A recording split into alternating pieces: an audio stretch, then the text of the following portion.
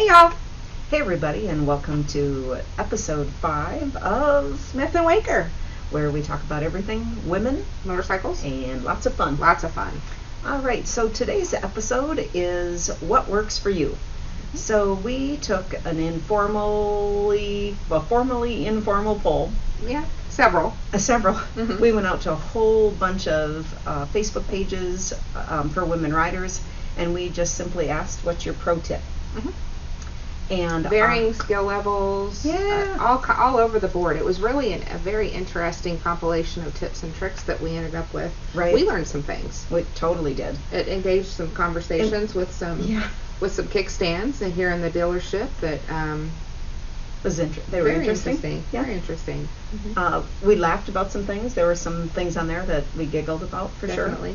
Sure. And swizzle. Somebody mentioned that we should keep our head on a swizzle. Yeah, that's fine. I love that. So it sounds more fun than swivel. It does. So keep your head on a swizzle. Yeah.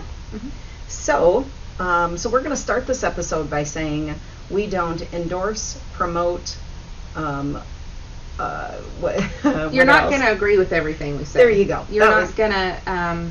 Some of the stuff you're probably going to agree with the contributor, and some of the stuff we're not going to agree with the contributor. Right. But it's going to create some conversations, which is ultimately part of the goal of this, I think. Right.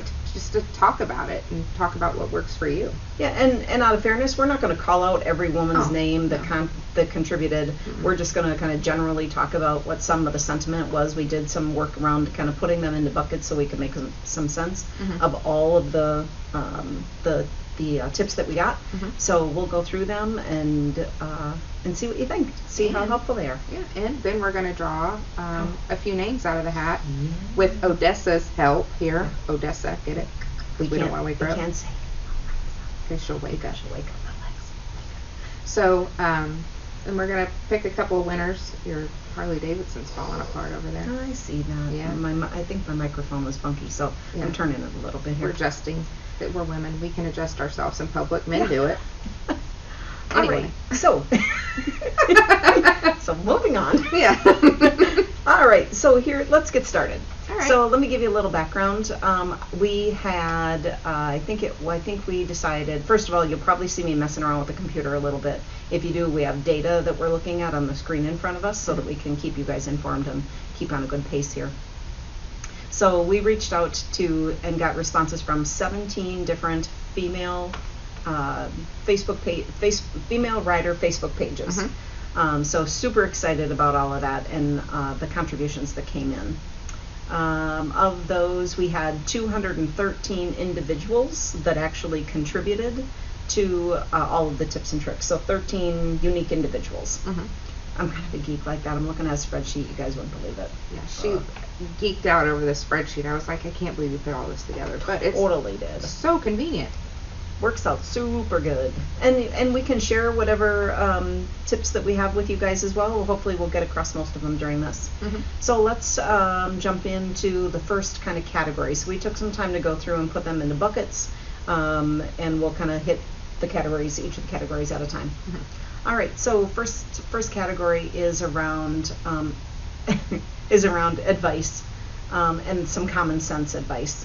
So I think everybody knows this. I'm hoping everybody knows this, but alcohol and drugs and bikes don't mix. It's not safe for you, and it's not safe for the people you're with either. Mm-hmm. If somebody goes down, everybody goes down. So just, we want to continue to talk to you through these episodes and ride with some of you on the road. So please be responsible. Don't drink and ride at the same time. No drugs and ride. Well, and cagers get so much flack for not being aware or being responsible whenever we're on the road, as far as us, like, we give everybody flack, and I'm a cager sometimes too, right now, especially in Minnesota, where it snowed today and we could have ridden yesterday. It's a bunch of baloney. It snowed and then it's gone. Yeah. But, if we don't expect cagers to text and drive, then we probably shouldn't be consuming and riding. Right. So, just a little be smart about tip, it. and, whatever. Right. Ultimately, we're all adults, as we've said in several episodes, so. Yep. Lot of dress for the slide, not the ride, which I whenever we were talking about this yesterday, I may have said dress for the ride, not the slide. Sicko. God help me. Sicko. Just a little humor there. Yeah. So we got a fair amount of advice around, or a handful of advice I would say around gear. Yeah. So one of the tips that we came up with that I wanted to share with you guys was something I do, and I've had a couple of women comment like, "Oh, that's a great idea." So some of you guys may have spent a fair amount on bandanas, and the last thing you want to have happen is go be riding down the road and then your bandana goes flying off. Now, right about now, some of you are thinking, well, if you had a helmet on. Daisy. Yeah. We don't ride gear shame. No gear shaming. We all have our choices, and we all make them. I wear a helmet most of the time when I ride. Monica does not. Yeah. And sometimes I do. It depends on the state that I'm in sometimes. Yeah. It depends on how I'm feeling. Sometimes my gut tells me, like, maybe I should put a helmet on today. And so I do. I follow my gut. But needless to say, if you have a helmet, bandana on, and I do this even when I wear a helmet, to be very honest, I put the bandana on, and then I feel like I should take off my headband and show you this. I'm going to mess my hair up too, but I'm going to We'll keep her straight. We'll help you out. I'll do this and I'll show you what I do. All right, so what I do is I put my bandana on. Can you take the hair clip out? Probably, but I'll give you a little bit of an idea of what this is without it, see if I can do it. So I'll put my bandana on, I'll tie it nice and tight, and then you'll notice in the back here, I'll turn around and show you, but imagine that this is tied nice and tight. I usually grab my hair and pull it into a ponytail, and then I include my bandana in my pull, so that when I put my rubber band on, my headband and my hair are all captured in here. So if this thing were to fly off, it's only going to flap in the back, and I don't lose my could be expensive bandana. And it stays pretty tight on your head whenever you wear it. And you also put your goggles around it too, which helps as well. Yep. So if you wear your glasses when you're riding, and you put the little elastic thing on the back of your glasses right here, you know, that you can put on, and it gives the little loopy thing around it. Loopy thing. Loopy thing. I like you can use that to secure it too, which is really handy. I mean, I've done that before when I've ridden two up with my husband. So. And sometimes I put a rubber band down to hold the bandana on, and then I'll take a second one and I'll actually start it and then kind of run it down the ponytail so that it doesn't fly all over. Because for those of you who have long hair and who have ever decided to venture out without putting it up, ripping through that when you get home can be painful. Shoot, and not having anything like right here. If you don't secure the bandana right here, the wind gets up under it, and all of this becomes a tattered mess. It's horrible. And I don't know, but I've got some hair, just a little bit. Just a little. Just a little. So I usually braid mine, but even if I had like the ability to secure that right there whenever I was. Yep. All right, so that was mine. What do you have for gear? Gauntlet style gloves. So I am not a glove wearer until I was on my way back from Oklahoma, and I hit about 30-degree weather on my way back up into Minnesota. So for those of you that don't know what Gauntlet gloves look like, they have the handy dandy little extra bit of fabric down here that will protect you. So if you're wearing, if you're wearing long sleeves, you've got your Gauntlet gloves. It'll pull up over your jacket and give you a little extra protection from the wind. So, and they've got some nice give right here, these gloves do. So I just got these actually because I had borrowed my husband's when I went on that ride, and I was like, no, I need my own. I guess I'll start keeping them on my bike now. But you should always have some Gauntlet gloves on your bike because you never know. Rain, wind, excessive wind. We all know you're going to get wind when you ride. That's part of why we ride. But Gauntlet gloves for sure. Yeah, I've had them since I started riding, and I love the fact that like you don't get the wind up your sleeve because it covers all of that. So. Right. It's a little extra layer for you. Yep. Okay, I put my headset on. Is it back my hair okay? Your hair's great. Okay, good. You got a little fuzz right there. That's all right. There you go. Fuzz away. Yeah, fuzzy wuzzy was a base. All right. So that was around gear. So let's talk a little bit about some advice around health tips. So one of the things that came up often in here is making sure you take care of your body while you're on the bike. So I think it's really easy to get dehydrated. It's easy to get stiff. when you sit for a long period of time. So we had a number of ladies mention that making sure that they stay hydrated, drink lots of water, take care of getting sunscreen applied and apply often. So I think those are good ones. Well, especially if you're riding somewhere where you've never ridden before. If you're traveling and you're in a different climate than what you're used to, like I lived in Oklahoma, so I understand that in the summertime it can get very hot and very dry, and you can get dehydrated very quickly. Now, riding up here in Minnesota, not so much. It's not so hot. So if you're riding in places like that, you need to make sure that you are prepared to stay hydrated. And I know that sounds silly, and I know it sounds like common sense, but it's not always. And another tip that I'm going to bring it up now because we're talking about hydration. Somebody had said to freeze some bottles of water and put them in your saddlebag, and I hadn't thought about that. But now when I was in grade school, they had schools back then? They did. Shut your face. Back in many moons ago, when I walked uphill both ways, my mom used to wrap my soda cans in aluminum foil to insulate them and keep them cold. So I was thinking, if you don't want your frozen mother goose, frozen water bottles. Start again. If you don't want your frozen water bottles to get warm too moisture in your saddlebags and to get warm too fast, you can wrap them in some aluminum foil and it'll keep them insulated and keep them cooler. And it'll keep the moisture from the melting, whatever, the condensation. I'm not a scientist. I ride motorcycles. Your stuff won't get all wet. I don't know why I'm so tongue-tied today. But that being said, I would even say, I think it's just, even whether you ride or not and you're listening to this, right? Staying hydrated is a good idea for your body, period. I'm not a health expert, but I know that drinking lots of water is important. I actually will play a little game with myself when I'm on the road where I'll say, every time we stop for gas, I'm going to try to put a bottle of water away. My problem is that I have to pee every time I stop. Every time. I don't care if we stop 30 miles ago. Pea-sized bladder, walnut, watermelon-sized bladder. No, it does not matter. Every time we stop, I have to pee. So if I drank that much water, we'd have to stop every 50 miles, not every 100 miles. All right. Let's see. I'm going to go on to the next area around these were some advice around just some plain old tips, some general tips.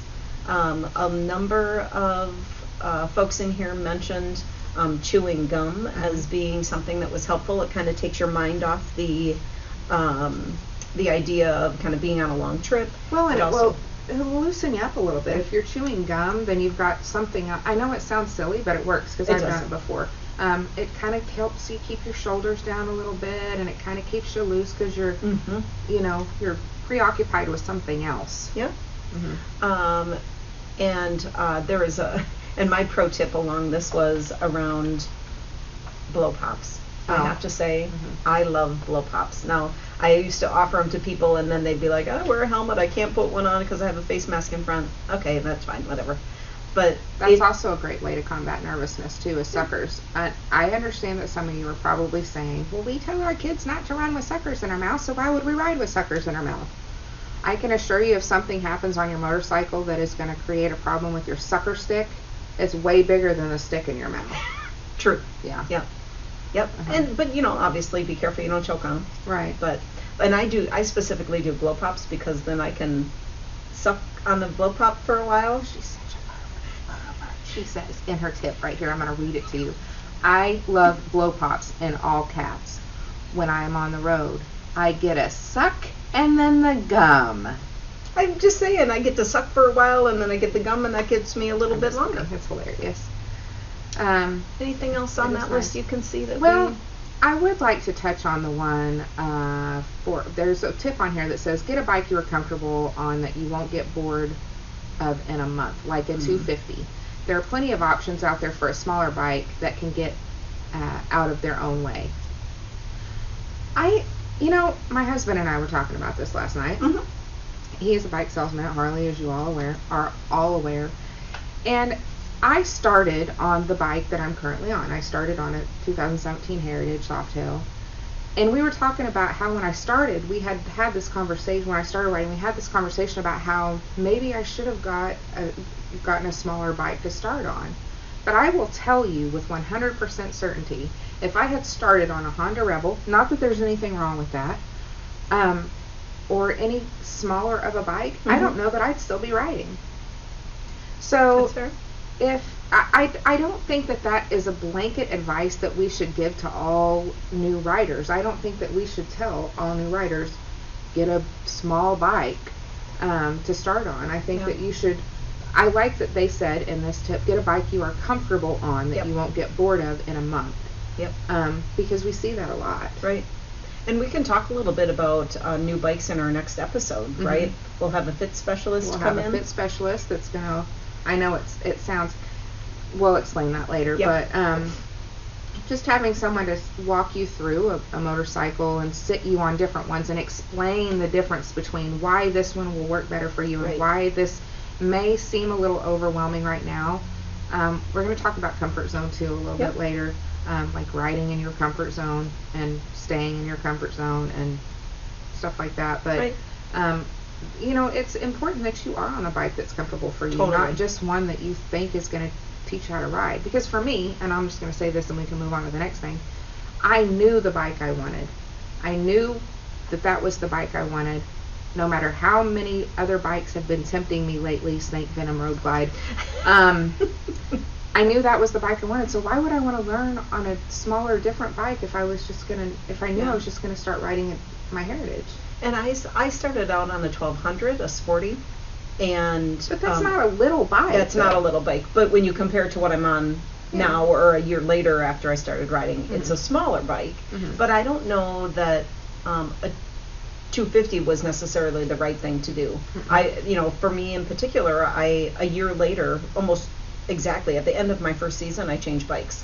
So, and not everybody gets that luxury. So if you're going to invest in something that you can grow into a little bit, I would say, but that you are comfortable on. I think you do need to be comfortable on it. I just don't think that we should assume that a 250 is what's comfortable. Right. And Harley does have the freedom choice, and this isn't a plug necessarily for Harley, but that, I mean, if you buy a Sportster, and there are parameters to this, it's not just research it if you're interested. Don't just take me at my word. You can research the freedom choice option through Harley, but if you get a Sportster, then you can bring it back within a year and trade it in for what you bought it for, I believe, and put that towards something else that you know that you would rather have. Sure. So you can. That's great. That's a great option. Yeah.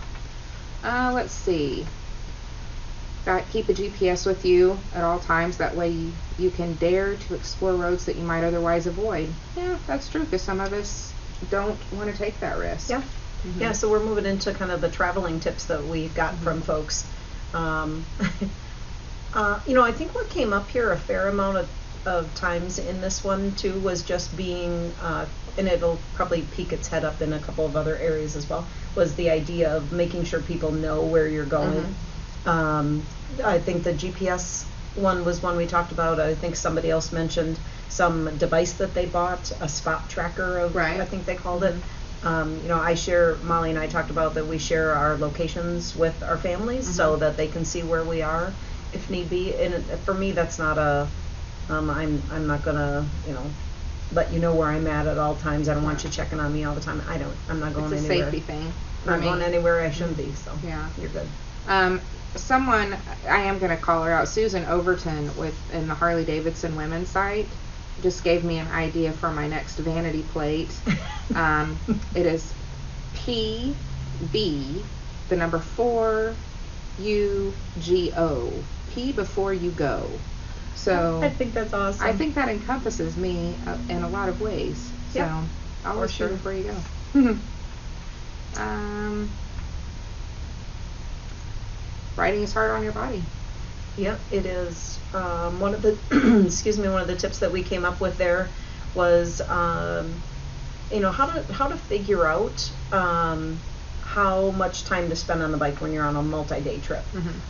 So the rule of thumb that I've always used, and I know a number of people do something similar, but figure that 3 hours or so in a car is about, for every 3 hours of car travel, you add an hour of rest time out. Okay. Yeah, so you go for 3 hours, and in those 3 hours, every hour or so, if you're stopping for gas and it takes you 20 minutes to get through that gas stop, every 3 hours is going to cost you 4. Right. So plan accordingly for how far you want to go.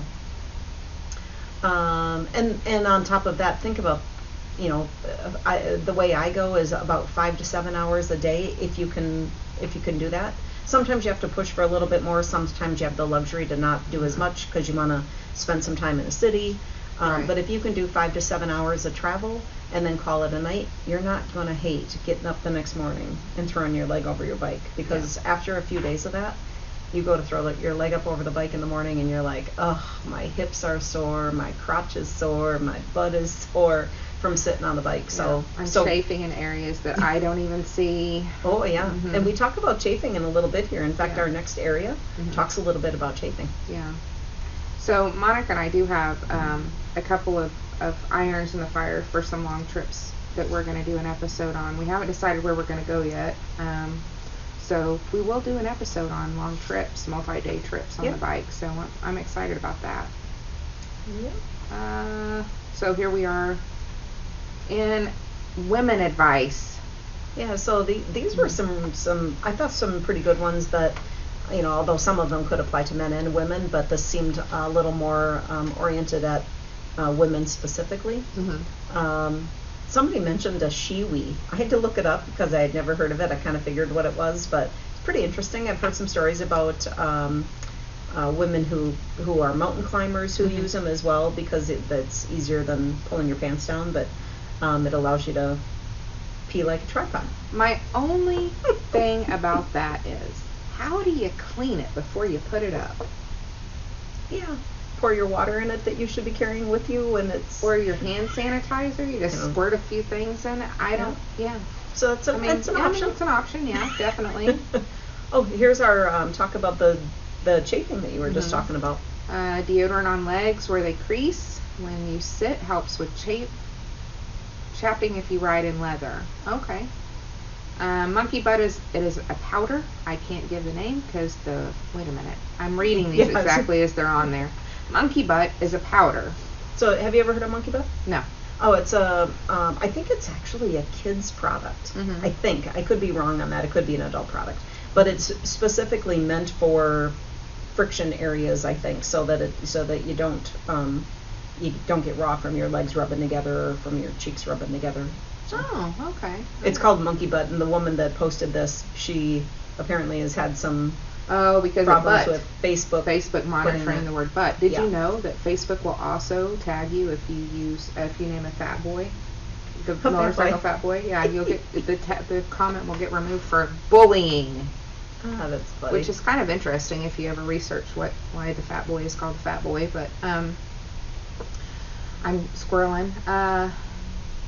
You wear a tight tank under your shirts in the summer. Does that help? I do. Yeah, I think one of the tips that came through was around dressing in layers and how important that was. And Molly and I were talking about this last night when we were prepping. I wear my bra, sometimes a sports bra. I'll then put a tank on and I'll tuck it into my pants, because there's nothing I hate worse is when I see somebody going down the road and their shirt's coming up off their back and their you can welltail see. showing. Yeah.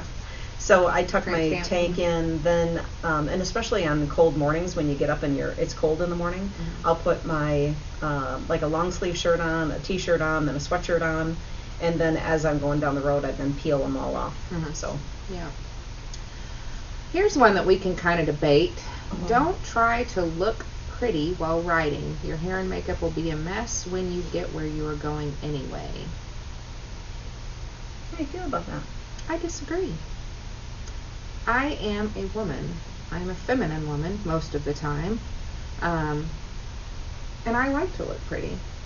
Now, I don't do my hair all up because, and there was another thing on here about a woman had mentioned bringing her flat iron with her when she traveled out of town, and that she, and it's funny how us women get hung up on these things, isn't it? Like we just get so hung up on this stuff, but we do. When we're not riding, some of us do things that we pamper ourselves and we take a little extra care of ourselves. But why should that be any different when we're riding? I don't think that makes us any less biker-ish or any less of a rider because we have a little bit of vanity. Right. So.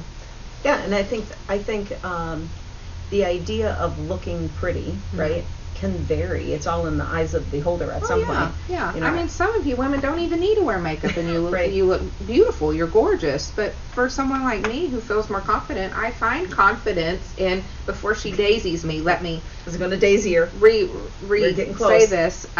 I find confidence in a little bit of lipstick and some mascara when I'm writing. Nothing wrong with that. If I'm going to pull my hair up in a bandana, and there's nothing wrong with this, so please don't try to turn this into something it's not. Don't pick it apart. I'm just saying.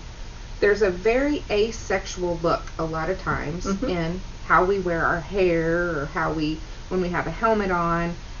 Why do you think we have bling on our bandanas? Right. Because we're setting ourselves apart by, men don't wear bling on their bandanas.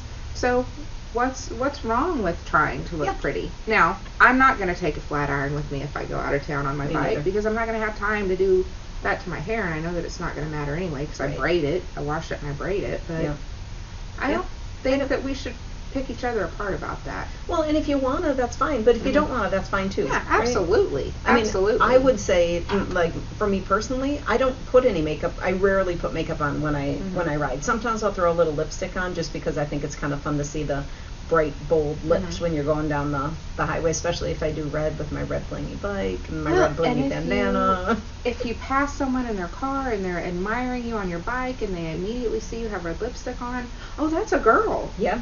You know? So I know some men wear, okay, why do I always feel the need to, like... You don't. I just, anyway, what was the other thing I was going to say?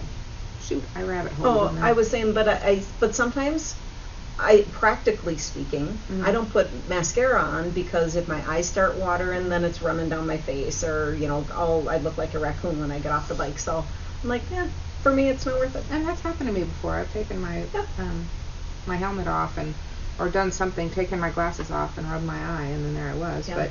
And some people, their makeup is moisturizer or sunscreen. Oh yeah. You mentioned that yesterday. That was a good point. Because sometimes that's what that's an all-in-one. That's a smart tip in itself, right? Yeah. Find yourself a moisturizer that is a little bit tinted, a little bit of sunscreen in it. Now you can carry one thing that takes care of all of them. Yeah.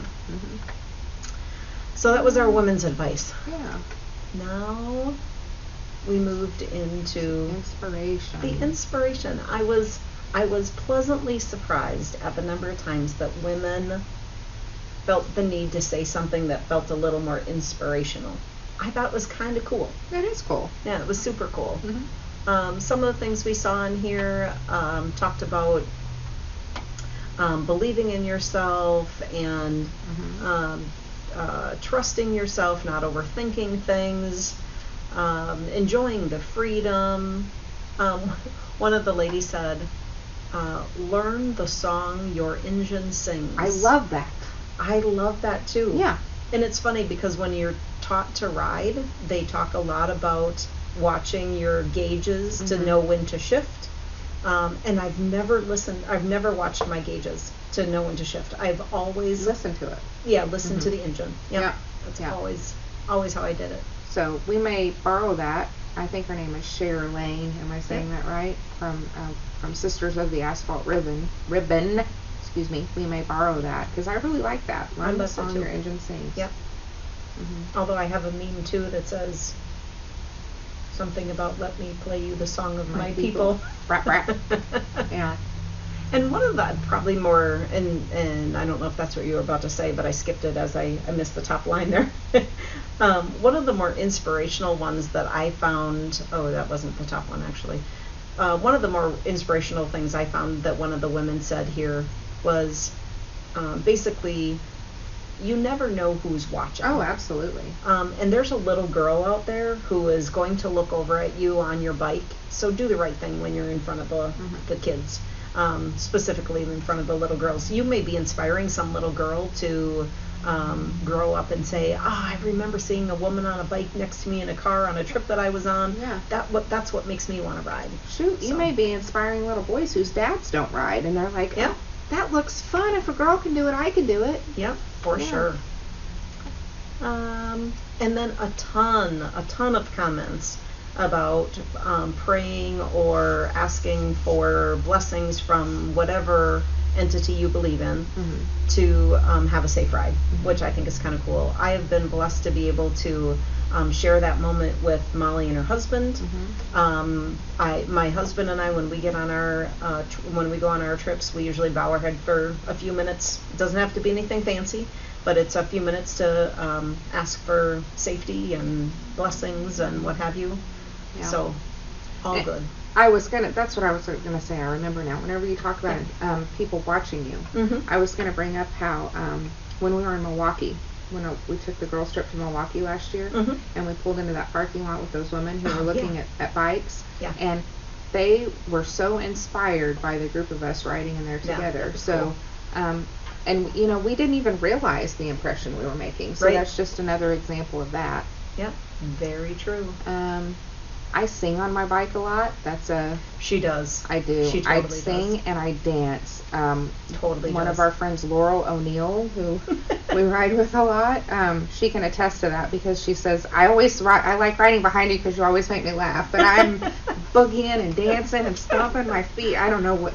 I just get lost in it, you know. That's funny. It's a great way to calm the nerves, too. Yep, for sure.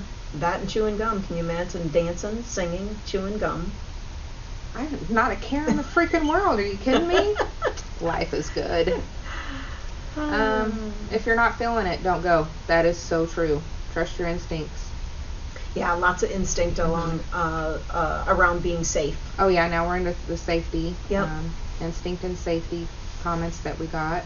So lots in there about that kind of thing. If you don't feel it, don't go. Mm-hmm. You know, some of what came up in here, and this will be a good conversation for us. Some of what came up on here, and I think it may come up in another area as well, but was this idea of not riding outside your ability. Yeah, we've had a good discussion. We've had a couple of good discussions about this. Yeah. I think, you know, you had made the comment that you disagree with that, and I have to agree that we disagree with that. Mm-hmm. Because you don't grow in your comfort zone. Right. But I think you have to do it smart, right? Oh, definitely. I mean, you shouldn't jump on your bike as a new rider and get on a freeway and do 100 miles an hour. That's Absolutely. just not. That's just stupid. You should never do that. But I've done it. But it's fun when you do. Especially if there's nobody else on the highway. And I think the statute of limitations has passed at this point. Mm-hmm. So, but I think if you and I had talked about this yesterday, but if we never had somebody, and in my case it was my husband, push me a little bit out of my comfort zone, Make you go to McDonald's. make me go to McDonald's. If you haven't seen that episode, we talk about what happened with McDonald's and my riding experience. Go back and listen to our other episodes; they're pretty funny. But I'd still be going around the block in second gear because it's what I thought that was going to be good enough for me. Now, we all know that that's not the case anymore. No, you're not going to get to Atlanta and back in second gear very fast. No, at all. So I do think you need to push yourself a little bit to get out of your comfort zone.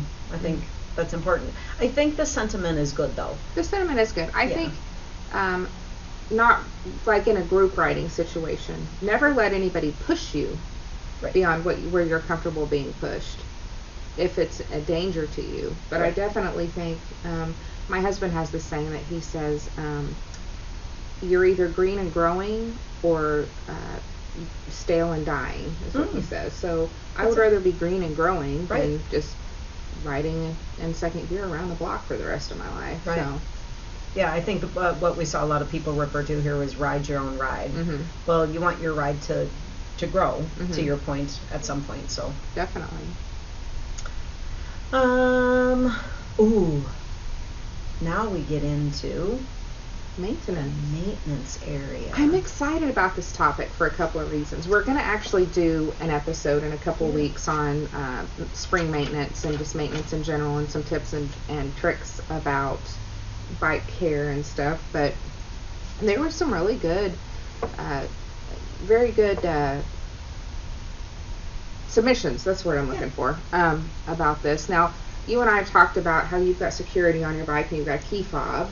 Oh, yeah. And what happens if your battery fails on your key fob of your bike?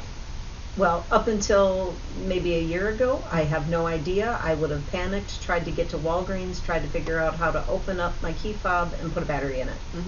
But turns out there's a better way to do it. There's a much better way to do that. You actually on some bikes. On some bikes, if you if you have the security system with the key fob that it starts, you should have a code on your bike that allows you to start it without that fob. So, and it should be personalized to you. So if you have not set that code, you need to go to your dealership and have someone set it for you. If you had a salesman or woman worth their salt, they would have done that for you. And then know how to use it. And right? know how to use it. It's Absolutely. one thing. It's one thing to have a code. It's another thing to know where to put it Absolutely. in order to get in. So. Yeah. And we're gonna do that in that maintenance episode. I'm gonna have That's someone awesome. go over that, because I think it's good that we all know that, because you know, what if something happens in life and we've shared our code with somebody? We don't want them to know what our code is on our bike. Right. So. Well, and I was with a woman on a trip one time who locked her keys in her trunk. It wasn't a Harley that she was on, but she locked her keys. She had a trunk that she dropped her keys into while we were sitting around talking, and then walked by and shut her trunk, and her keys were locked inside. And had that. I don't know if that bike had the ability to have a code, but if it did, she could have still started it up and gotten home. But instead, we had to wait for her husband to come to drop off another set of keys for her. So. Yeah. What are some other good tips that we got on here about maintenance, about riding, like before you ride? Yeah, I mean, I think if you took any of the basic riders classes, they talk about like how you should kind of walk around your bike before you go on a ride, and just do a quick inspection on all the different pieces that are important. And I think there's an acronym for that, but I don't remember off the top of my head what it is. We talk about a little bit, one of the things that somebody mentioned in here, and I think it's something we all forget, and I'll be honest, I think oftentimes we expect that our husbands will take care of it. But knowing how to strap your bike down. So hopefully this person who comes up and talks to us at our next maintenance episode can talk a little bit about that as well. Checking your fuel switch. Or if you have a fuel reserve, you want to make sure that you know how that works. Yep. I wouldn't know how it works, but that is something that, I mean, we probably should all know, just to know. Yep. Roadside Assistance. I don't know, for all of you Harley-Davidson owners that are members of the HOG, it's not a club, what is Chapters. Chapters, but the National HOG membership that you have Roadside Assistance. I don't know if you're aware of that, but it's always good to know what comes with that HOG membership, and Roadside Assistance is one of those. Yeah, that's a great one. And we even talk about, like, even if you're not a member of HOG, that your insurance company can have some of that as well. So inquire with your insurance company and see how. I'm not sure how pricey it is. I have no idea, but it's worth an inquiry for sure. AAA does one too for motorcycles. Okay. So, and they've got a pretty broad plan. I don't know what the cost is on it, but you've got one about maintenance on your bike in there. Oh, yeah. This one, I guess it's pretty common that Harley-Davidson, or I say Harley-Davidson does this, and that's where we learned it. My husband and I were at a dealership out of town. We were watching the guys wash the bikes that were out there, and then we saw them pull out a leaf blower, and I was like, game changer. That was a total game changer. So we went home after that trip, and my husband was washing bikes, because that's what's important to him. I'd have left the bugs on him if it was about me. But he was washing the bikes, and then he pulled the leaf blower out and blew all the water out of all the little crevices, and game changer. Oh my goodness. Makes it easier to polish your chrome too if you have any on it. Yeah. Yeah, for sure. Alright. So now we're into riding and protection. Yeah, so what do you see in there that's important? Most of it is, I'm going to rephrase some of these, but ride to be seen. Ride like, be mindful of the fact that most of the time you aren't seen, so make sure that you are visible, and be very aware of all the traffic at all times. Always have an escape path. I think this is where the woman said, have your head on a swizzle. Swizzle. Yeah, I love that. I know it sounds like I'm making fun of her, but I'm really not, because I like that. She's been saying it since last night. Yeah, I love it. Keep your head on a swizzle, because people are going to remember that. Yep, exactly. Yeah. Again, we talked about this last night. I understand what people say when they say ride like you're invisible, but I feel like if you're not careful, that you get lost in what that really means. Your perspective or your perception of how that can be defined. Yeah, I say ride as big as life. You know, make sure that you're seen, make sure that you're being heard. You know, I tend to try to, even though it's not a foolproof way of doing things, I tend to make eye contact with people. So if I'm going to be next to them and I think they're about to turn into me, or I think they might, I look at them to make sure they see that I'm looking at them. And somebody, I don't know if it was in one of our comments here, if it was just a one-off comment I had seen somewhere else, but they said that every time they turn at a stoplight or a stop sign, they make sure that they make eye contact with the people in front of them and the people that they're turning towards. And I think that's a great tip, just to, you know, that awareness there. Right. Yep. And I think being ready for whatever, you know, if that means a hesitation before when the light turns green, that you hesitate to make sure, and that's a car thing too, right? But the light for you turns green, and rather than jumping off and taking off, make sure that everybody's cleared. Yeah, count to 3. Some Yahoo for sure is going to come blowing through those, what they thought was a yellow light that turned red, and doesn't realize that it's turned green for you. I try to count to 3. Our sons ride, and I told them too, like, count to 3 before you go. Don't just immediately rocket out of the stop sign. And then check it again, you know, and then keep looking. So, let's see, what else did we talk about? This is the spot tracker that you were talking about. I invested in a spot tracker and pay a yearly membership. Now, if you have an iPhone and the people in your family have an iPhone, that's included in your phone stuff, so you don't necessarily have to have like an extra and you don't have to turn it on and leave it on forever if you're not comfortable with that, but at least leave it on while you're on your trip, right? For sure. One of the things that we talked about as a tip from us to you is around locking your forks. So if you have the ability to lock the forks on your bike, we always lock our forks when we go in for the night if we're staying at a hotel. And I've seen people leave their helmet hanging on their bike. Helmets are expensive. I do that. I do it all the time. Well, and I think during the day I think it's fine, but overnight I would never leave it not overnight out like that. No. And you had mentioned the hotel and the awning, and whether you can park underneath it or not. Yeah, some that's a great hotels option. They'll let you. There's a lot of hotels that are actually motorcycle friendly, and they list that in their perks about their hotel, that they're motorcycle friendly, and that they'll have designated, well lit, you know, camera secured parking for bikes. So when you're traveling, that's definitely something for me that's important, right? Because how am I going to get where I'm going if my bike's not safe? So. And I think, again, and we always talk about Harley, and we're not endorsing one or the other. We're just, that's what we ride, so we know all we know most of the perks that go along with it. But I think there's actually a partnership, and I don't know off the top of my head which hotel that Harley-Davidson, I don't know if they still do, but they used to partner with. You got a little bit of a discount if you're a part of the Hog chapter stuff. The National Hog membership thing. And then this hotel also gave you buckets and hoses. Really? So you can wash your bike while you're there. Oh, super nice. Cool. Yeah. The other thing that we always try to do at hotels is ask for a parking or a room that overlooks the parking lot where your bike so is. You can see your bike. And oftentimes we try to even get it so we can park in front of our windows, so that we can just simply open up the curtains or the blinds and look right out and see our bike. Yeah. So. Keeping tools on your bike, that's a good one, because I know up until last year I didn't. I have a little toolkit for my bike now, including like an air gauge. First aid kit is another one that a lot of people mentioned. Battery booster.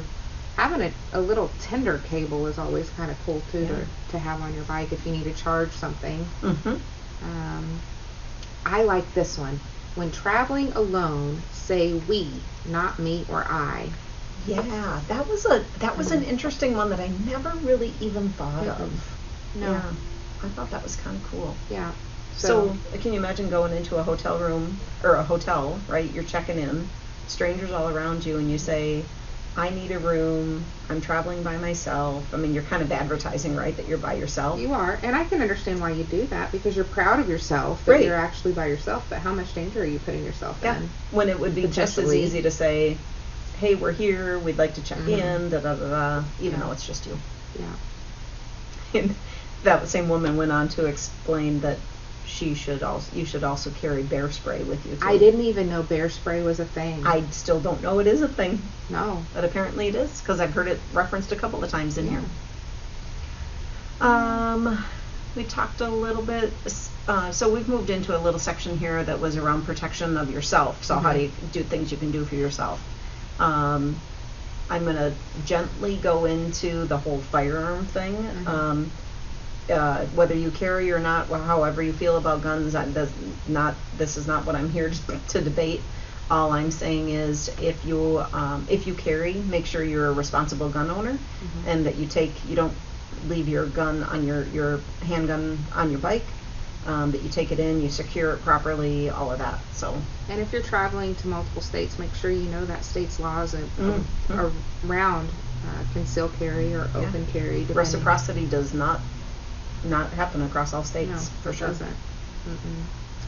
doesn't. We talked about, when we were reading through these yesterday, someone had said that they carry a copy of their advance directive with phone numbers on it, and I was a little off-put by that at first whenever I read that, but then the more I thought about it, it is a little morbid, but it's the reality. I mean, and just in life, if you're traveling, you probably should always have that, regardless of if you're in four wheels or on two. But somebody did say that they carry a copy of their advance directive, and then another person writes their name, their emergency contact, their blood type, and their allergies on top of their helmet. Personally, I wouldn't go so far as to put it on my helmet, but we did find... Is it maybe in their helmet? Well, she said on top of her helmet in manufacturer-approved paint or vinyl. I don't know what that is. And she goes on to say that she was in an accident that was very serious, and the doctors told her later that it was very helpful. So, I mean, that is good information, but we found a site that makes bracelets that you can actually have that put on. I know my husband and I both considered at this point. And even if it's just, here's my blood type, here's what I'm allergic to, that sort of thing. If you're unconscious, and this, obviously this is not the stuff we ever want to talk about when we're on the bike, but it is the reality. It's Yeah. tips and tricks. I mean, it's just things we all need to think about. But make sure, who's my emergency contact? How do you get in touch with them? The other thing too is, on iPhones at least, there's an emergency contact feature on your iPhone. We all, at least I keep my phone, I have a lock on my phone, so nobody could get into it to get to my emergency contacts if they wanted to. So if they found my phone laying next to me, they couldn't get in to see who I am. No, but you can get into the emergency if you set that up. If you set that up. And that's what I was saying, on an iPhone, I know on an iPhone it exists. I don't know about other phones. I don't know. But consider setting that up. Consider setting up who your emergency contacts are, for sure. Stop it.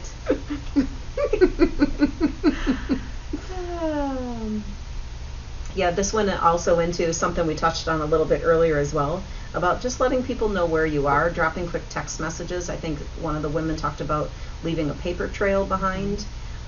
So if you're lost, if you're hurt, if you go off the road, if you break down, whatever that is, that somebody can retrace your steps for you, especially if you're traveling alone. I think that's important. For sure. There's the bear spray again. Yeah, and there's the road ID. We talked about the road ID. Okay, yeah. Cool thing to look up. Let's see, I think that's kind of it. Oh, well, you talked about, too, how you never stop at a gas station that you can't see from the highway. Oh, yeah, I forgot about that. Yep, that's my personal rule. If sometimes we get off on an exit thinking, because you saw that there was gas advertised, but it's 3 miles down the road to the right.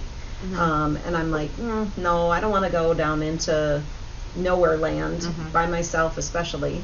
And I'm not always by myself, so that's not a huge thing for me, but for convenience, I always try to go see if I can see the gas station from the road. I've made mistakes, and sometimes I thought I saw them and they weren't there.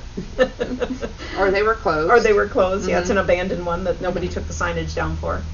And I always try to go to, I'm strategic about which one I choose, so that it's easy to get back onto the road again. Right. So I don't have to cross a bunch of traffic, if I can. Right. Okay. So now we're into riding skills in classes. Yeah. So you're pretty passionate about this. I am. One of my goals in the next 5 years, I'd say, is to become a motorcycle instructor. Because I feel like we can never stop learning. We can never stop practicing. You are never a perfect rider, ever. It doesn't matter how long you've been riding. There's always something you can improve on. So anytime you're given the opportunity to take a class or to be shown a skill or to practice a skill, I think that you should always take that opportunity. Agreed.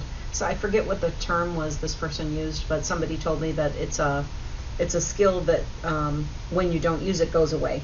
And so every season when you start back riding again, you should do something to kind of refresh your skills. Yeah. Which I totally agree with. And you and I took a class, and it was, you learn something every time you do it. Oh yeah, definitely. And even if you live somewhere like in Southern California or Florida or Arizona where your season never ends, you should still practice. I mean, even though your season is never ending, and I'm so jealous of all of you people. Yes. Terrible. The next group here was still around riding skills, but it was less about class and more about all the things that you should practice. So there was talking, the very first one actually was around riding with better riders. It kind of pushes you out of your comfort zone a little bit, right? Yes. And then it also makes you a better rider. You learn things from those people. You learn to, you can watch and learn things. So I think that's a great way to kind of start this section off. The next one, I thought of you when I saw it. Learn to ride solo and be comfortable with it. So your solo trip had changed you. It absolutely transformed me as a rider. That's great. Before I took off on that trip, you and I had so many conversations. Stefan and I had so many conversations about just, am I sure I want to do this? And because it was a spur of the moment trip, I had a bunch of vacation time that I needed to take at work, and I'm like, well, I'll just go to Oklahoma. Right. And as soon as I got on my bike and I took off down the road, I was like, oh my God, I'm doing this. This is freaking amazing. And the sense of accomplishment and the confidence that you gain from doing something like that, just taking that chance and pushing yourself a little bit, it's a life changer for me. It definitely was, because I think you and I talked about how you could tell a difference in my riding when I got back from that trip. Totally. And it doesn't even have to be a long solo trip. No. Just take an afternoon to go tootle around somewhere, right, with nobody telling you where to go, no agenda. Just go. Just go. In my case, I would say put your GPS on and go, because you can always get back again, because I am directionally challenged. Yes, well, sometimes it's fun to be challenged directionally, unless you hit a gravel road and then you got to turn around. Yeah. We've done that before. Yeah. Let's see. We talk a little bit about staying out of your head, talking yourself out of, we talked about that yesterday too. If we weren't careful, you probably would have talked yourself out of going. Oh, I definitely would have. If I wouldn't have had so many encouraging and supportive people in my life telling me to go, I probably would have. And I had a few people tell me I was crazy, but that's just because they've never experienced it. Right. I will tell you, if you're thinking about it and you don't go, you are crazy. Do it. Yeah. Do it. Yeah. Yep. Super fun. Yeah. I've never even done a solo. I do a lot of riding by myself, but I've never done like an overnight solo. I wanna. Yeah. I'll get there. You will. You will. One of these tips this woman talked about how her, she likes to ride with her husband. So by no means are we saying, we're not man bashing anymore. We don't, I think we've established that a couple of times in our podcasts here, but she likes to be behind him or be with him. He pushes her a little bit, kind of gets her going, and it sounds like she may be even a bit of a new rider. Well, you said Eric. I mean, it goes back to what you said about Eric. And Stefan, Stefan pushed me too. Yeah. So. That's awesome. Someday we're going to go back and count how many times I say that's awesome. Or what's the one I say? I say and yeah a lot. Yeah. Now that we've said it, they're all going to listen to us. Yeah. Don't count my. Don't make awesome. it a drinking game. We don't want to be responsible for that. Right. Especially on your bikes. Yeah. We talked a little bit about, along the same veins maybe of relaxing, is that if you hit something rattly in the road, that kind of relax, let your arms kind of absorb all of the work or the movement that you get. Because if you try to control it, you're going to lose control of it. Right. So, yeah. Don't be afraid to ride your own ride. Explore, push boundaries, take new roads. That's a good one. Yeah. Yeah. Get lost in a good way. With your GPS on. Ride in groups, definitely. Ride without a speedometer for a year. I don't know if I agree with that one, because I would have a tendency to go too fast. Well, I did unknowingly ride. Mm-hmm. Well, not unknowingly. I didn't have glasses in my goggles, and I wear reading glasses. Mm-hmm. So for a year, I couldn't see my speedometer. Oh. I did know that if the line was going up and down, I was in a pretty good place, but Okay. I couldn't read the numbers on there. All right. It was a game changer to have goggles with your prescription in them. So there's another tip for you. Mm-hmm. If you need your glasses to see, or if you can't see your gauges without your glasses, then get goggles or riding glasses with your prescription. Yeah. Take overnight trips. Ride through 2 or more states. That's a good one. Yeah, cross state lines. Mm-hmm. It's fun. Yeah. Go across state lines. You know, if you live in Minnesota and you're listening to this, being an Okie, an Oklahoma girl, I will tell you, there's some beautiful riding in Oklahoma. I'm not taking that away from my home, but up here, this riding, it's been some of the most beautiful riding I've ever seen. That's good to hear. We take it for granted when you live here. Yeah, you guys really do. I say you guys. I've lived here for 2.5 years. We say yous guys. Yous guys. See, I'm not quite acclimated yet, because I still say y'all. They look at me like I'm crazy because I say y'all all the time. But yeah, so I mean, how close are we to Sturgis that we could just take a day, ride over there, take a day and ride in it? That's probably not a day. I mean, that would be a long Mm-hmm. day, but close. Mm-hmm. But within a couple of days for sure. Yeah. What is it? 10 hours? I don't know off the top of my head. I can't remember. We made it we went 2 days. We went halfway and then rested, and then went the rest of the way when we went. Yeah.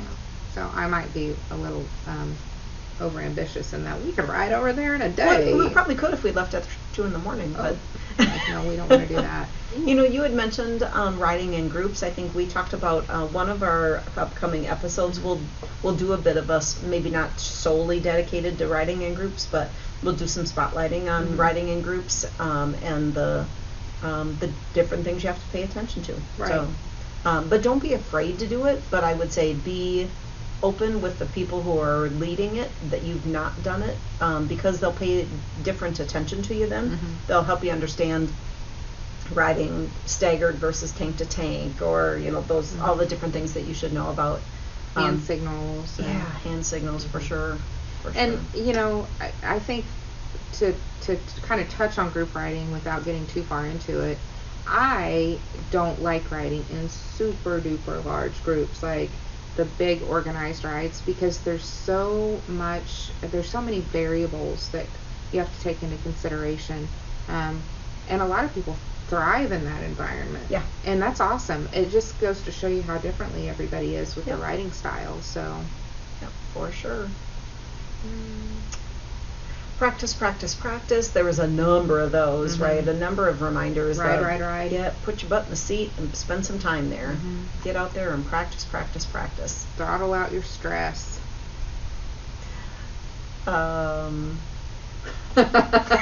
Okay, so we weren't going to talk about this, but we're going to bring it up because, if you think that you could go into any motorcycle shop anywhere, regardless of the brand, and you could walk up to any person in that shop and say, tell me about counter steering, or tell me which brakes I should be using in certain situations.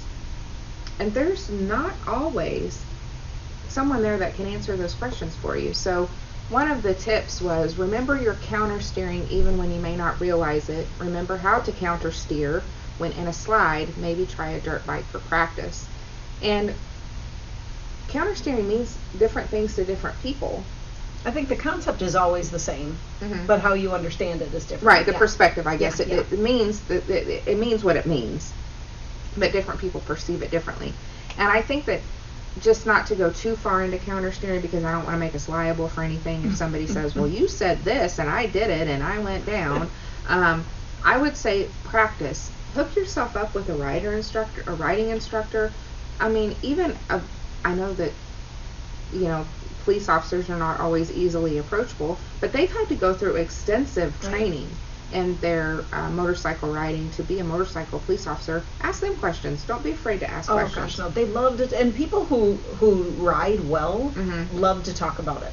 So there, I think in a lot of cases, regardless of what their job is, right? That if they're a good rider, they'd like to help other riders. Definitely, I think that's super cool. That's my word. Definitely is my drinking word. I just realized what it was. Definitely.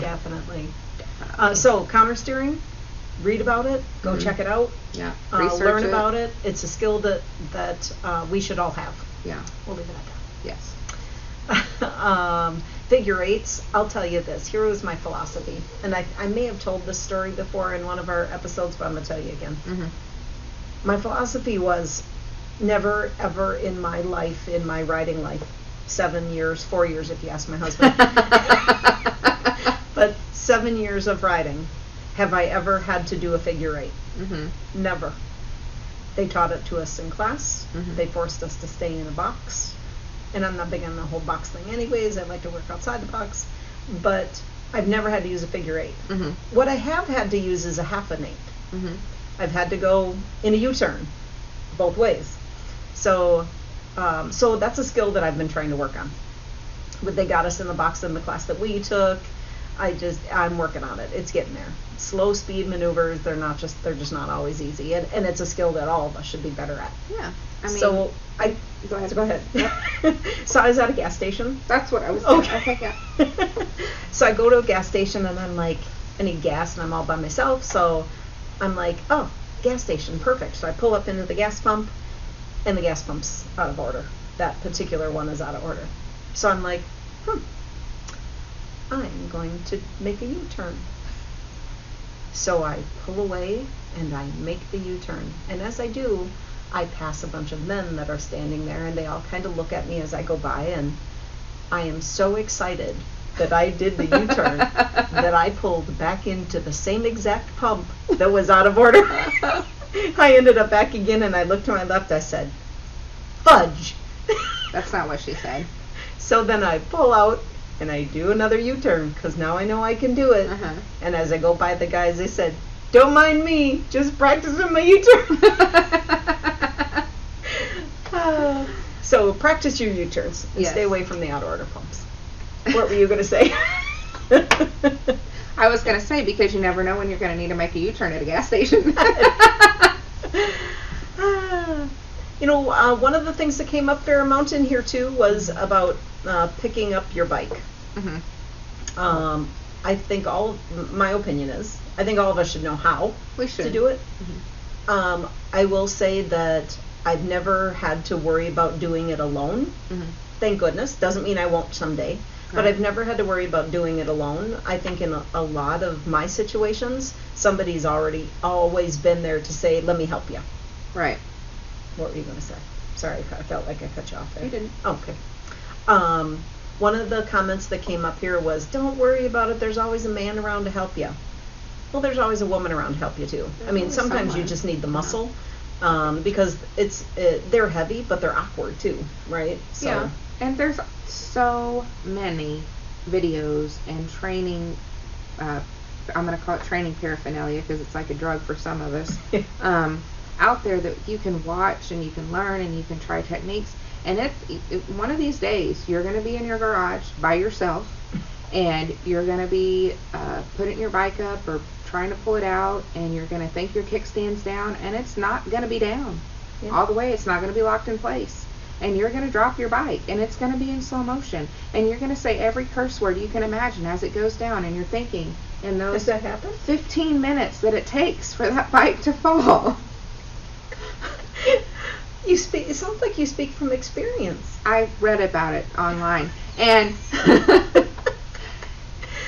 and then you're going to think to yourself, I saw a video about this somewhere, or somebody talked to me about this somewhere. I'm supposed to use my ass on my seat to get this up. Yeah. And you're going to pick your bike up, and you're going to be fine, and you're going to move on about your day, and you're always, always, always going to make sure that your kickstand is locked before you lean your bike over. Yep. That's what this person talked about in the story that I read. Whatever. quick little side story on that. I did drop my bike one time in front of a big group of male riders, and I was so excited that I actually knew the technique to get down and pick it up. So I hopped off, got down in the right position, picked up my bike.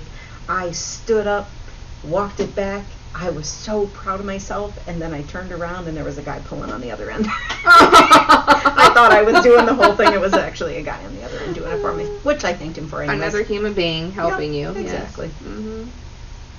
Yes. Still on the practice area here, tons and tons and tons of more practice. I think we can't say that enough, right? Get out and put some miles on, put your butt in the seat, take some time. Practice, for sure. Even go in and talk to folks when we talk about picking up your bike. I think I've been into Harley a couple of times where they had a bike all protected, all wrapped up, and then they actually did a demo so that you could, and they actually allowed other people to do it, where they would let you, practice the pickup technique. Yeah, they do those at a lot of those bike conventions, like the Donnie Smith show and stuff like that. They do those sometimes. Riding skills practice. Know which brake you need to use and when. That was the biggest one that I picked up out of this. Yep, that's a big one. I would say I wasn't equal breaker in my past, and now I am. Learn your friction zone for sure. Oh yeah, super important. That and braking, right? I mean, that makes your slow speed maneuvers successful. Forgot the word there. Downshifting and knowing how to do that. Jake, we were talking about downshifting yesterday with the guys downstairs, and somebody referred to it as Jake braking. I referred to it as Jake braking. And we said Jake braking, and there were 4 or 5 guys down there, 6 guys. We said Jake braking, and they all did this. Every one of them. It was like a song. It was so weird. Yeah. Talking about downshifting, I know that some people don't have the gear, like the notification on their bike. Like, you don't know if you're in 5th gear, 6th gear, 4th gear, 7th, 8th, 9th gear, because that doesn't exist that I know of. Unless Not yet. Does a Boss Hog have that many? I don't know. I don't know either. Oh. Somebody's gonna say yes it does or no it doesn't. Yeah. Any hooter. It might. So one trick that I use is whenever I need a downshift and I'm not sure which gear I need to be in, I downshift all the way to 1st and then go back up to the one I need to go to. Right. Instead of trying to guess, because I was getting on the highway one day and thought that I was in 3rd or 4th gear, and I was actually in 2nd gear, and my bike went whoop, and I didn't. What did it do? Whoop. Did it do that like that? Whoop. Yeah. So I pulled in my clutch really quickly and put it, shifted up, and I was fine.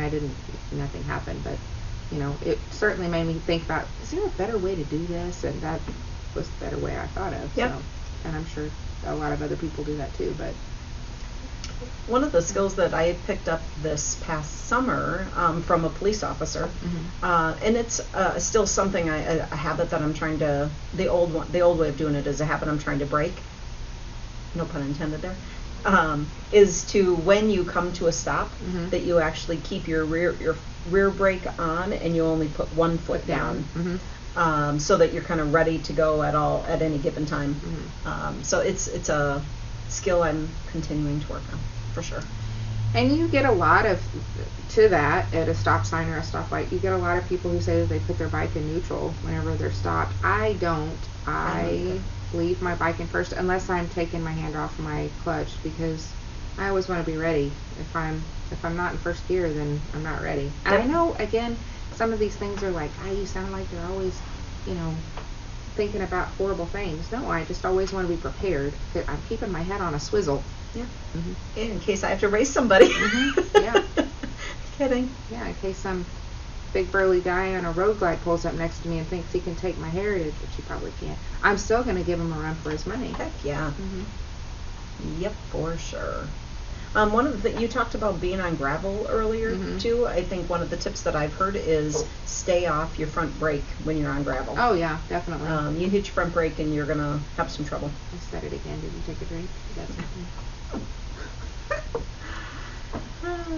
Lean and throttle into corners. So as a newer rider, I think that it is easy to, whenever you're going through curves and into, corners and such on your rides, it's easy to have the tendency to hit that front brake and kind of slow down, and just because you think that's the right thing to do, it's not always. It can get you in trouble.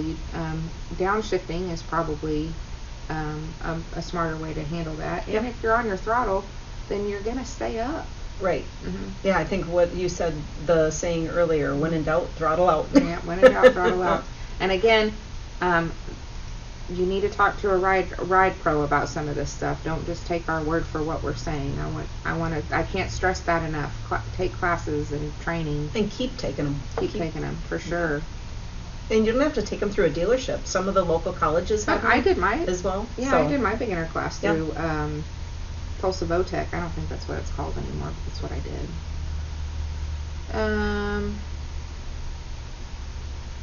One of the very first people who contributed to this was a woman who talked about first of all, what a great idea it was that we were even asking these questions, because lots of riders were looking for tips and tricks. But one of the things that she mentioned was this idea of, as you're kind of looking forward, if you see kind of a dark spot in the road, that you should be prepared, because there's probably a bump right there, so you're kind of seeing light hit it differently, so be prepared for that. And I hadn't thought about that. No. I usually panic when I see it. Let's see. One of the kind of big ones that somebody talked about in a large post that somebody made was this idea of, and I think this is common sense. It should be common sense, but checking all of your surroundings, but especially behind you. Oh, always. I pay attention to how fast somebody's coming up behind me. If they don't see my brake lights, if they don't see whatever, like I'll tap my them. brake, just so that things flicker at them. Some of your brake lights that you can put on your bike, actually you can have settings that have them flash a few times before they stay on. They can flicker all the time. Sometimes you look at them and it's super irritating, and that's exactly what it should be. Right. So. And to that too, if you're someone who downshifts as you're slowing down, more so than hitting your brake, the people who are behind you don't always know that you're slowing down just because you're downshifting. They can't tell that your speed is decreasing, so you should always just kind of tap your brake a little bit, just to kind of give that awareness to them, that you're downshifting and you're slowing. Right. Yeah, I think Michelle Bainbridge from Women Harley Riders said it best. She said situational awareness. I can't say it at all. Situational awareness at all times. I think that's kind of the key to this whole thing about being on a bike, period, right? Is just being aware of everything around you all the time. And that's not being paranoid, that's just being safe. For sure. I didn't say definitely. For sure. That's awesome. Lots of friction zone, lots of braking. Always be looking for a path to escape. That's a good one. Yeah, we talked about that one yesterday. A path to escape is some of that. Be prepared. Don't when you come up to a stop someplace. If you're stopped too close to the car in front of you, and it happens all the time. The car breaks down, or the car can't get going for whatever reason, and now you're so close that you can't steer out of it, right? So give yourself a path to get out, and it's not an emergency path, it's just where you're going to go if things go awry. Yeah.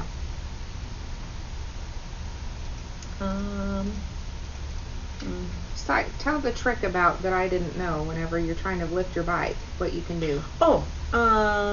And I was told this early on, but I never practiced it until I was in a really tough lift one day. But so you get on your bike and it's sitting on its kickstand, and most of the time I might feel like my legs are strong enough that I just kind of stand it up and it's fine, and you kind of get your own little rhythm.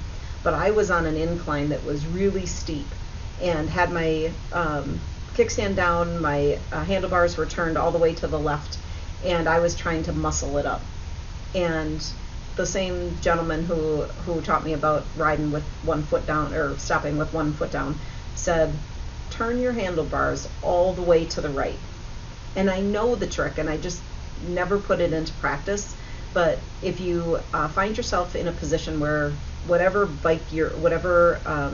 position your bike is in that it's tough to stand up and get upright, turn your handlebars all the way to the right, and the bike just stands up all on its own.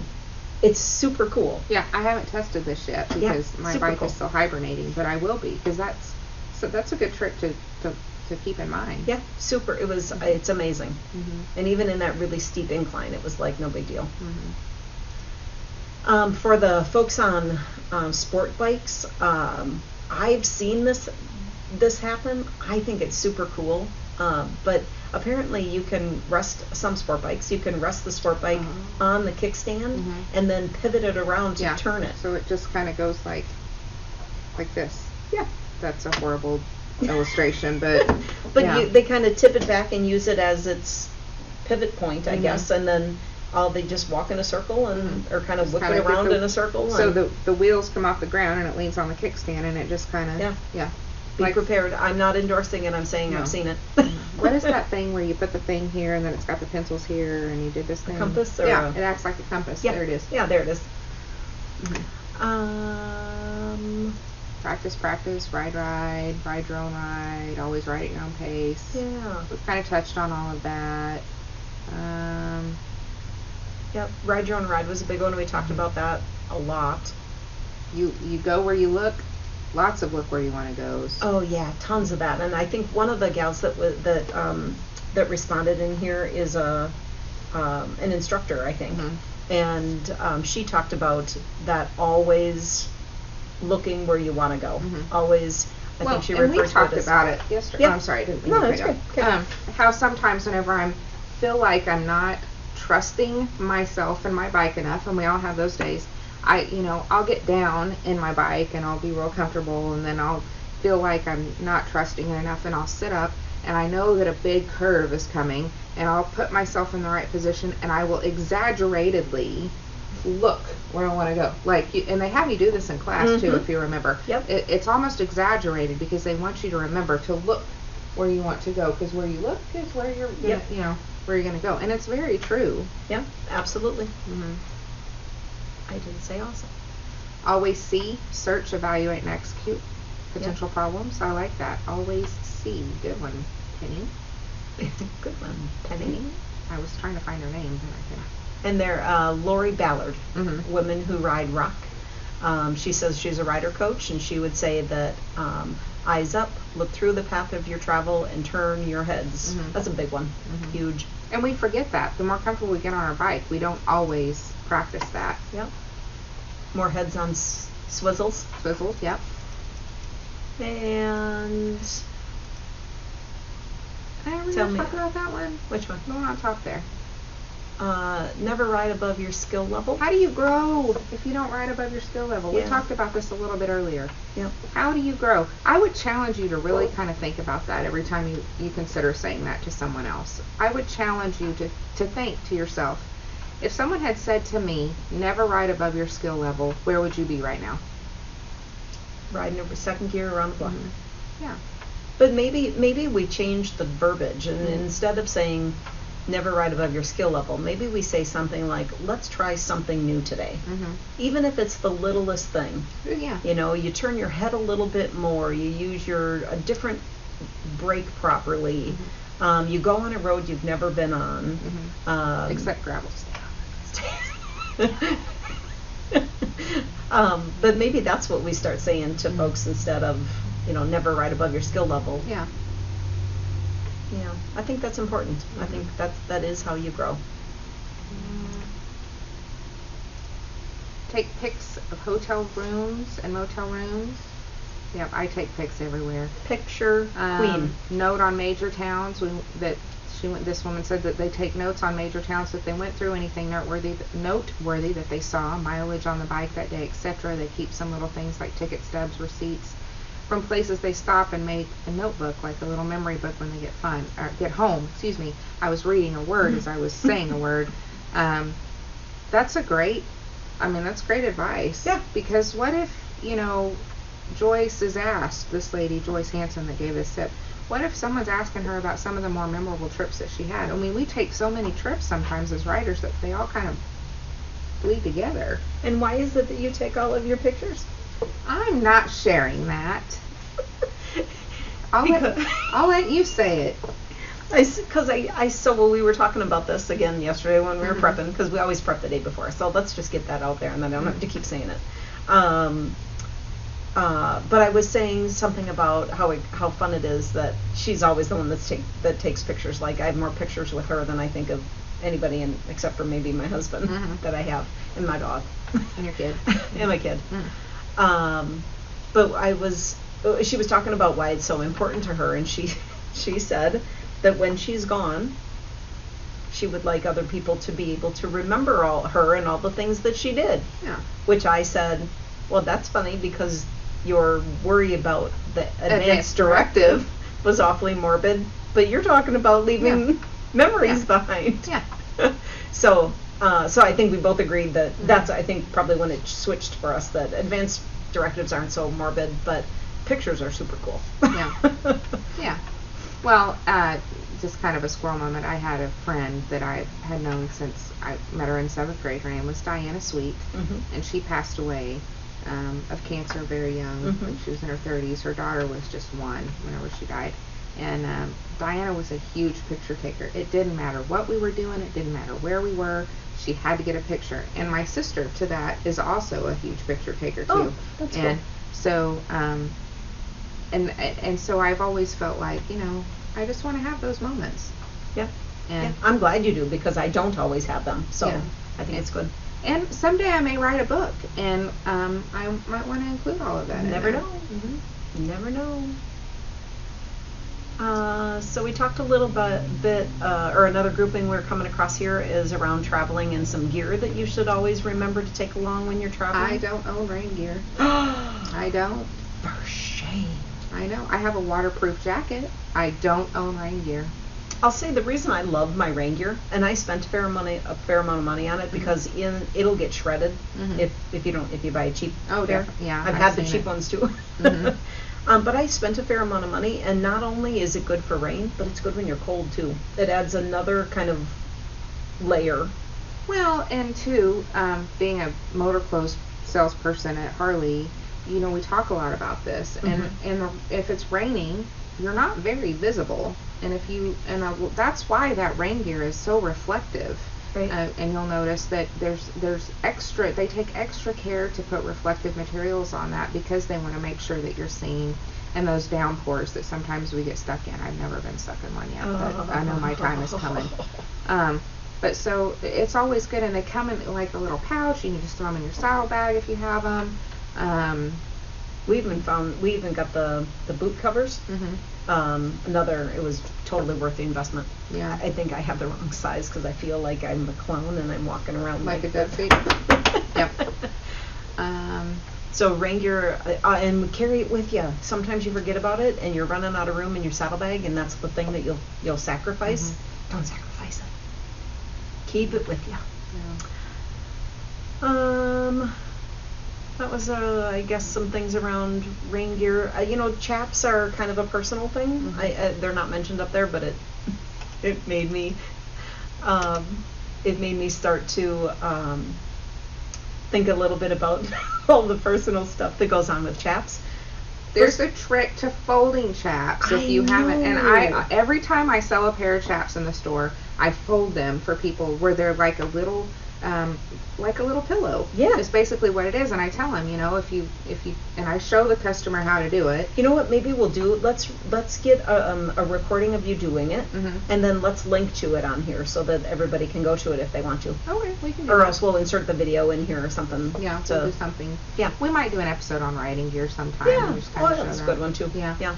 So. But first of all, I think it's super funny when you say you wear chaps and then somebody says, assless chaps? Yes. They're all assless. Chaps aren't chaps unless they're assless. Well, that's the true testament of someone who's never worn chaps before, though, right? Like, that's a dead giveaway. I love my chaps, though. Yeah. I will say. Well, when I can fit in mine, I have the COVID 50. Daisy. That's a fact. You can't daisy a fact. You can. You can't. You can. Just buy new. You just buy bigger. Or I just continue losing weight, and then. So, any hooter, moving on. Penny made this comment. Here we go. And I can't help myself.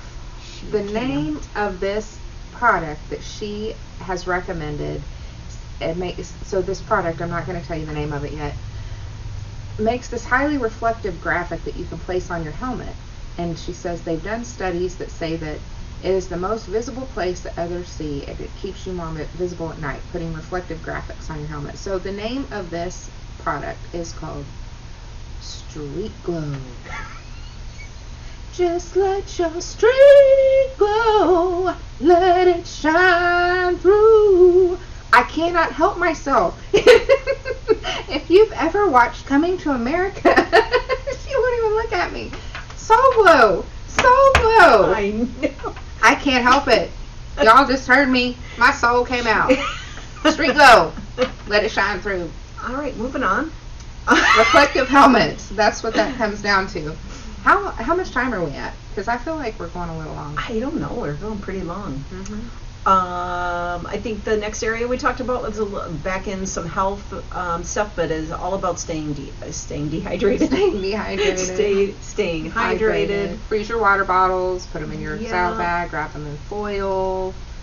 Have a necessities kit. Yeah, that was a major one that came up in here. Everybody had a necessity kit of some sort, whether it be your necessities of your personal stuff, like I can't quit laughing at myself. I'm sure everyone else is laughing at you too. It was pretty good though. I'm so sorry about your ears right now. Any hooter. Have a necessity kit. Small. But sometimes for your chapstick and your woman stuff and your everything that your sunscreen, all of that sort of thing, but also a necessity kit for things like, don't forget tie wraps, or all the things that you might need, just zip ties. Yeah. One of the things that I think we should mention on here too is always carry a spare set of clears. Oh yeah, definitely. So even if they're not the greatest quality, whatever, if something happens and you lose your glasses for whatever reason, you can wear clears day or night. Yep. So not tinted ones. You want clears. They're always your spare backup go-to kind of thing. Yeah, and if you're like me and you leave your glasses on your luggage rack almost every time you get off your bike and then drive off with them on your luggage rack, a set of clears would come in handy. Yes, they would. Yeah. And I will say that sometimes when I don't want to spend we had this happen where I don't want to spend a ton of money on a pair of glasses, I just need some clears to get home in. Mm-hmm. We'll even go and get safety glasses at one of the local hardware stores. They're cheap and they can get you home. Well, and they sell them, I know on Amazon they have a few places where you can buy them in bulk, and they're pretty reasonable, that you can get a whole box of clears for a little of nothing. Take a map with you. Now, I gotta say, I know some of you guys that are old school bikers are gonna say, oh my gosh, yeah, I have an old school map. I don't see the value. Here's my problem with the map. I'd have to stop 15 times to look at it. If I am in a situation where my GPS is not working, I'm likely in a place that there are not street signs. So what good is a map going to do me? I mean, that's just a thought. I don't, it's not always the case. I understand that. And sometimes people take maps with them because they want to mark where they've been so that they can come home and they have a big map at home where they pin things, and that's really cool. I actually wouldn't mind doing that if I could remember all the places I'd been. But yeah, so have a map. Oh, there's a good one about the souvenirs on a trip. Oh yeah, that is a good one. One of the tips that we talked about giving to folks is if you're going to go out traveling and you get lots of souvenirs, and in my case it's always usually t-shirts from whatever dealership we stop through. First of all, I go into those dealerships and I shop in clearance because when you do a million of them, it costs you a lot of money. Yeah. But then what we did was, when we got to our destination, we grabbed all of our t-shirts, we rolled them all up, we stuck them in a box at the local post office, and we shipped them back to our house. So not only did we save ourselves some bag space, but we had a little gift when we got back. Sure. So definitely. And somebody told you too, you're always going to buy... Oh, yeah. There's a lot of people that are right now getting ready to go to the Daytona rally down in Florida. And so in a few places they've been asking for tips, and one of the women had said, don't overpack on your shirts, because you're always going to buy t-shirts where you're at. You're always going to, especially if you're going to a different climate. Like, we live in Minnesota. Florida's weather right now is so much different. So, you know, just be aware of that. You're always going to buy stuff where you're at. I mean, it's just who we are. Yeah. And I will say, I didn't always believe that rolling your clothes made a difference. It does. It made a huge Yeah, difference. Stefan rolls his clothes every time we go. The first time we did it, I thought he was crazy. Yeah, What kind of survivalist baloney is this? No, it's really handy. There's a few videos out there too where you can actually roll a whole outfit. Mm-hmm. So they show you how to layer it, and then you put your socks going sideways, Mm-hmm. and then you roll it all up, and then you turn your sock on either side, and you have a roll that has your whole outfit in it. Hmm. So you could grab a roll and have socks, underwear, you know, t-shirt, whatever, Mhm. all in it. It's kind of cool. Yeah. You know, one of the things that was mentioned on here in a couple of places too was around being careful with your money, kind of some general money stuff, right? If something happens and you lose your wallet or whatever, grab a little bit of cash and put it on your bike someplace where you can get at it. Kind of a cool tip. First aid kits were talked about. Baby wipes. Yeah. That's always a good one.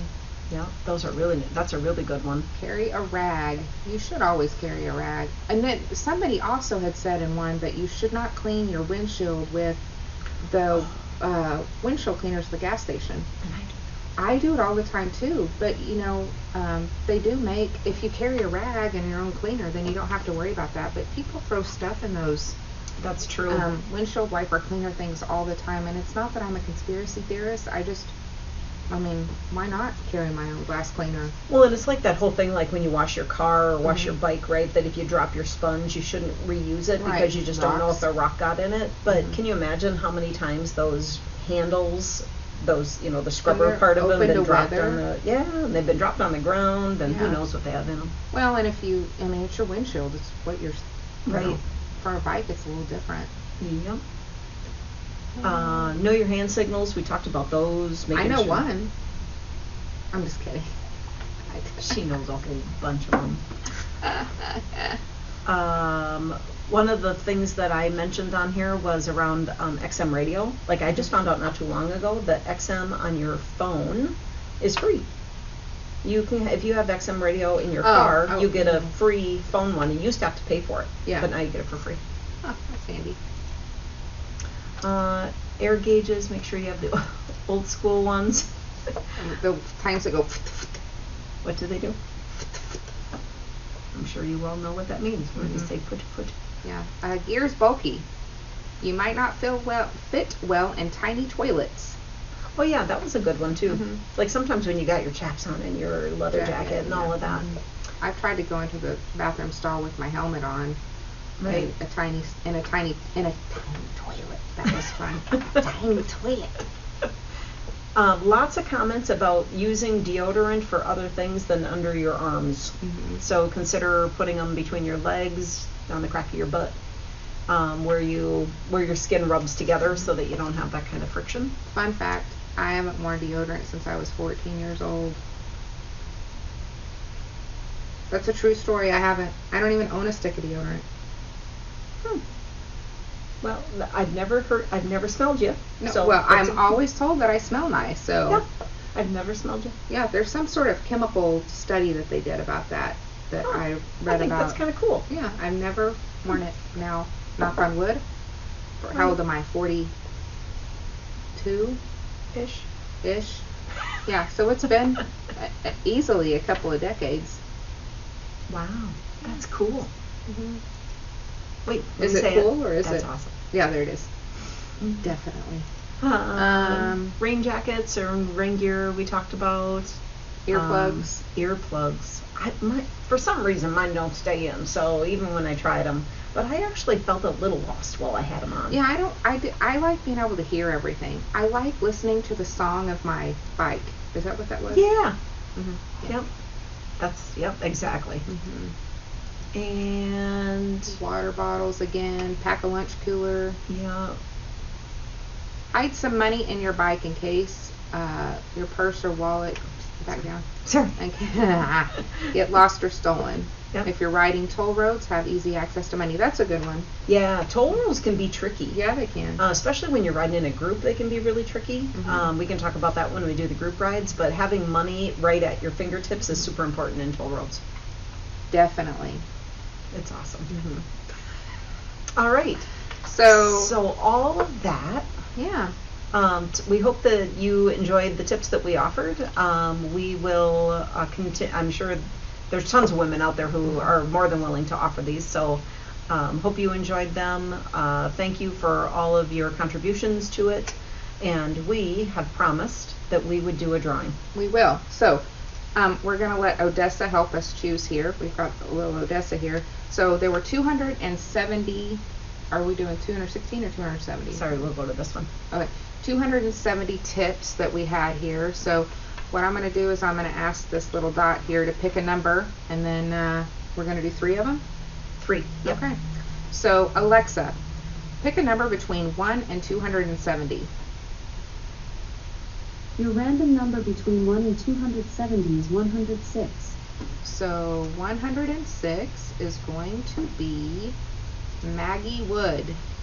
And we picked her comment up off of Ladybiker. And practice your basic skills frequently, especially at the beginning of riding season, regardless of how seasoned of a rider you are. Very Yay. true. So thanks, Maggie, for thank you, participating. Maggie. We're going to get together some special gifts for you guys and get them out. All right. So thanks for your contributions. So Alexa, pick a number between 1 and 270. Your random number between 1 and 270 is 101. 101. Oh, one more click down. Still in riding classes. So Nicole Lynn with Women Riders Midwest Region NWR says take the basic rider course. So we talked about that extensively. We did. Like that's all about practice. I mean, even beyond the basic one. Mm-hmm. So consider that. Thanks, Nicole, for your contribution. Yeah, and finally, Alexa, pick a number between 1 and 270. Your random number between 1 and 270 is 87. 87. Lucky number 87. Bella Reyna, Sisters of the Asphalt Ribbon Facebook, said, when I travel, I always text people when I stop. That way my phone pings off the nearest cell phone tower in case anything should happen to me. I have a path and timestamp. That's a great tip. That's a really good tip. Yeah. So thank you again for all of your contributions. This was super exciting. Mm-hmm. It was awesome. It was definitely awesome.